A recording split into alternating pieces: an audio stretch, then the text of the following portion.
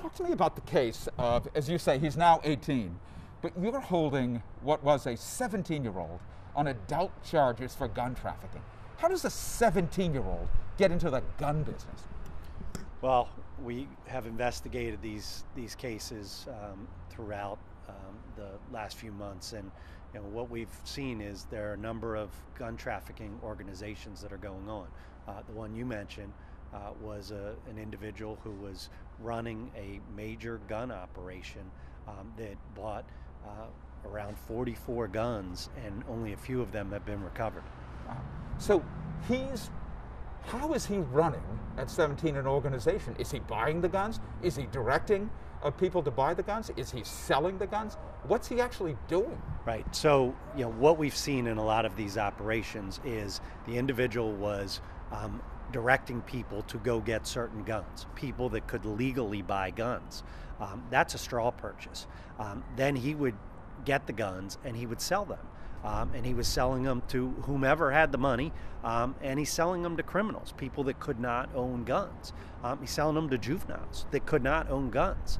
And that's the significance of this. And the other part that people need to recognize is being a straw purchaser is not worth it. If you sell or buy multiple guns in a straw purchase, you are facing a 5-year mandatory sentence. And that's not worth it for $100, $200, whatever they're getting.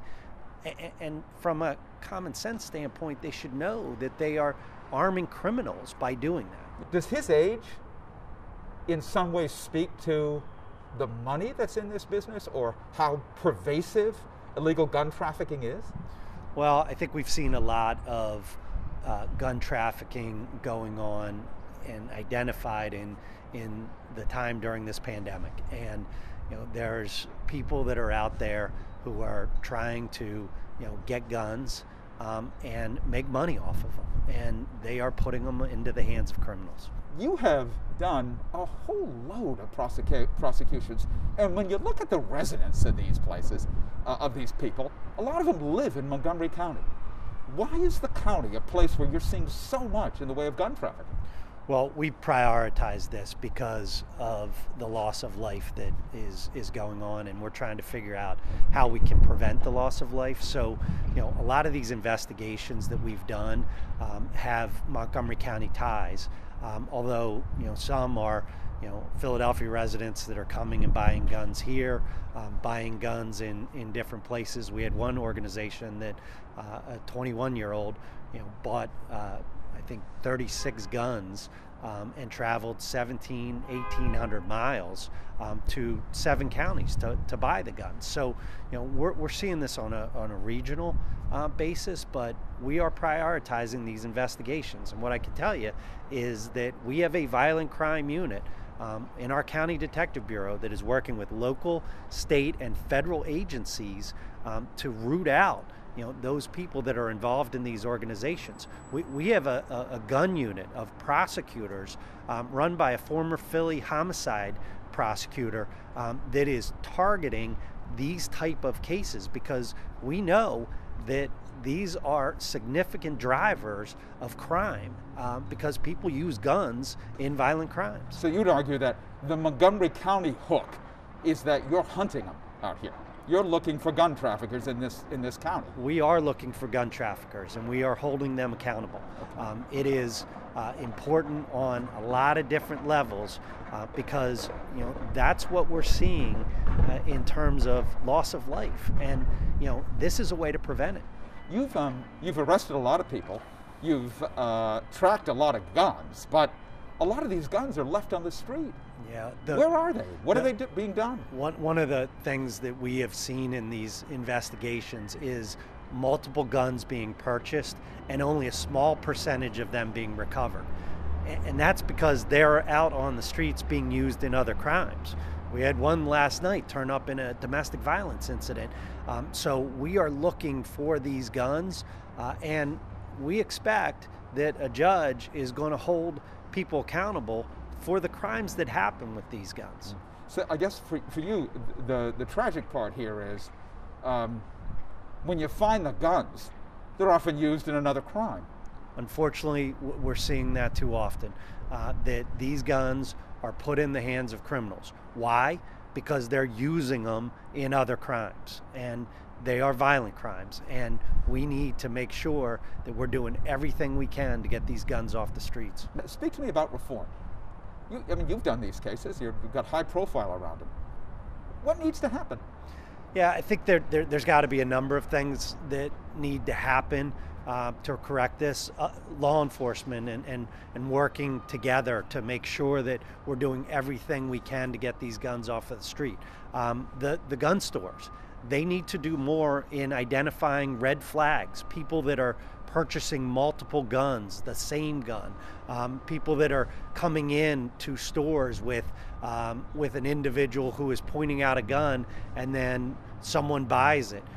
We need to do better in terms of gun laws.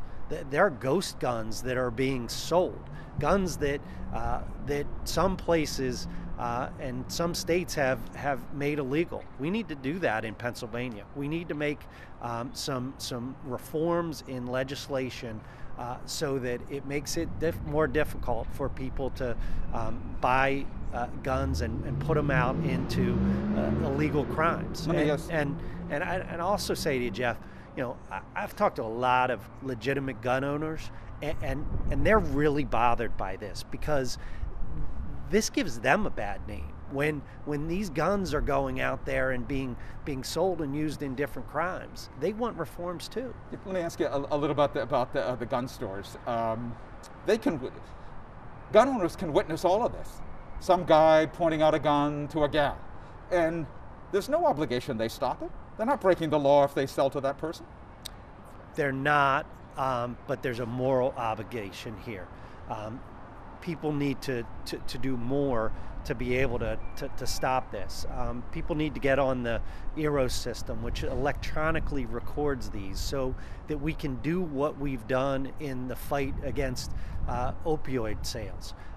We can do better with this, but we need everybody, you know, joining in and collaborating and working on this to make a difference. Okay, you've mentioned ghost guns. The Attorney General here has done a lot taking about ghost guns, but yeah. I mean, limit the number of guns that anybody could buy in one purchase. It's unlimited in Pennsylvania. Would you support 1 gun a month, 2 gun a month? That's all you get. Well, I support common sense reforms, and what we've been able to establish through this is that there are certain things that are going on, like multiple purchases of the same gun. That's a red flag. You know, that shouldn't be going on, and you know, whether the store's stopping it or the legislature stops it, something should be done. So it sounds to me like you would accept a limitation. I mean, you do think that it's a limitation on the number of guns purchased is a good idea. I guess if it's the same weapon, is that how you'd restrict? Well, I'm trying to look at this from a perspective of what we have seen in these investigations. I see. And you know, in the investigations, we have talked about red flags, and a red flag is a person buying multiple guns, same gun, you know, from a store. Why does somebody need 4, 5, 6 guns from the same store of the same make and model? Well, that's because it's a straw purchase. 830,000 people live in Montgomery County. There are some beautiful neighborhoods. It is quite a stunning place. If you were to, talk to somebody who lived in one of these neighborhoods and say, yeah, I'm the DA in Montgomery County, I'm picking gun traffickers off right out of this county, what do you think they'd think? You think they're aware of how guns are moved in this county?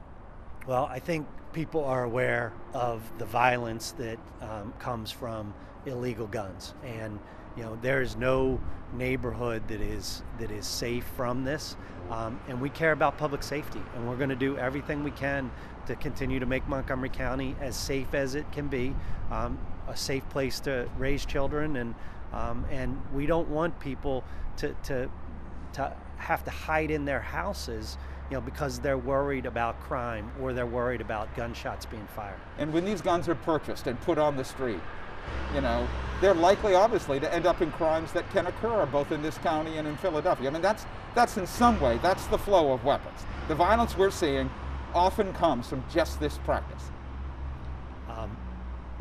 Yes.